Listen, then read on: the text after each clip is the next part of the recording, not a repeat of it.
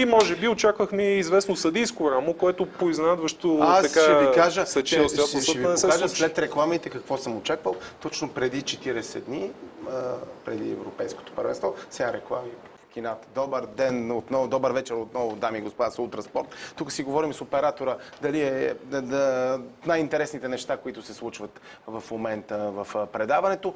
Веднага ще помоля Богомил, моя приятел и асистент, режисьор и естествено нашия режисьор, да покажем един статус от тази сутрин преди 11 часа. Сега ще видите защо. Добро утро, група. Дойде време да разберем кой познае европейски шампион.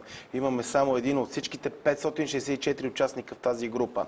Това е български спортен журналист и водещия на предаването Ултраспорт по Евроком Станимир Бакалов. Минимум 100 харесвания за него. Респект, благодаря. Значи, Не си събрал харесванията? Събрал съм, знаеш колко? 88. Виждам. Да, 88. Аз затвърдявам, че не си ги събрал. Още, чакай, това от 11 сега ще влеза часа. да го харесам за малко. Да. Ето сега, това преди 40 дни, аз като видях, че България победи Португалия с 1-0, както далечната 87 година, и 8, да, с Холандия, само че нали ги биеме. Кога ги биеме, бе, Тео?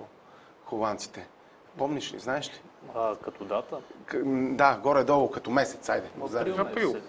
Април. Значи 88 си, защото аз си мислех, че... 12 април, ако се лъжа. И биеме ги. И след това Холандия стават европейски шампиони на първенството на континента в Германия. Тогава ФРГ. Сега се случва същото нещо.